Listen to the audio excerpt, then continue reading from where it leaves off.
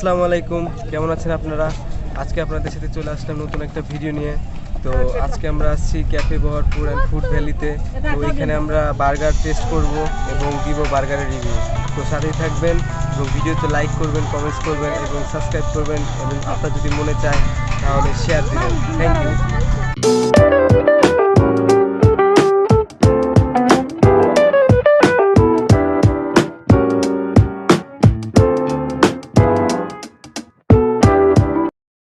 So guys, video শুরু করার আগে একটা কথা বলতে চাই যে আপনারা যখন এই রেস্তোরাঁয় খাবার খেতে যাবেন তো তখন তার আগে একটু এই চারিপাশ দিয়ে একটু ঘুরবেন।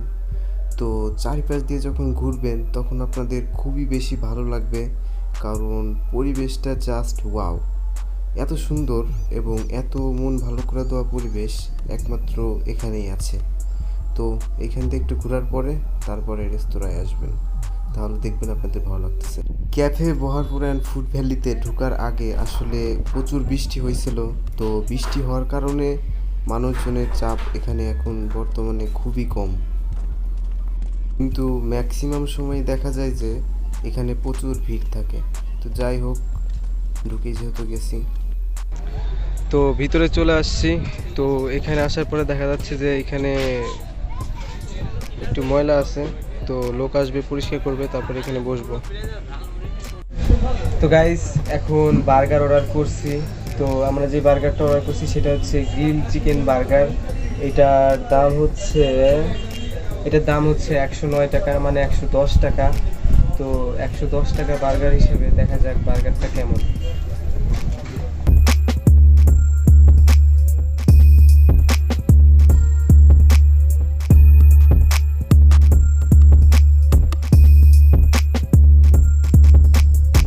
তো ফাইনালি বার্গার চলে আসছে। তো বার্গারটা দেখে খুবই ভালো লাগতেছে, কারণ বার্গারটা খুবই বড়।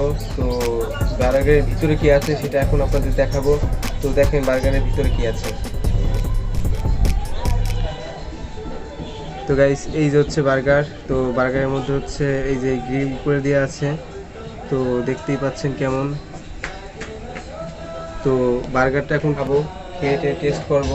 তো তারপরে আপনাদের জানাই যে বার্গারটা কেমন লাগে।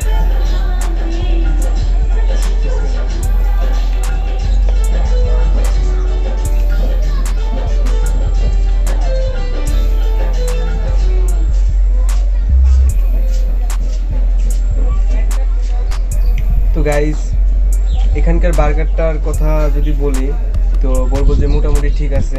যদি 10-এর মধ্যে রেটিং করা হয় তাহলে আমি 7 দেব, 7 রেটিং করব, কারণ এটা এমনটাই পাওয়ার যোগ্য। এখানকার পরিবেশটা খুবই সুন্দর। এখানে এসে যদি আপনারা কিছু খান এমনিতে আপনাদের মন ভালো হয়ে যাবে। তো ফাইনালি গাইস, বার্গার খাওয়াটা শেষ।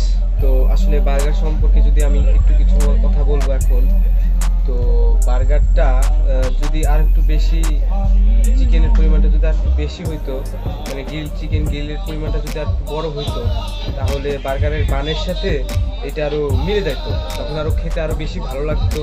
তাছাড়া সস, তারপরে মেয়োনিজ সব কিছুই ঠিকঠাক ছিল।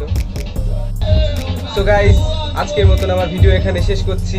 তো সবাই আমার ভিডিওতে লাইক করবেন, কমেন্টস করবেন, সাবস্ক্রাইব করবেন আমার চ্যানেলে। তো বাই বাই।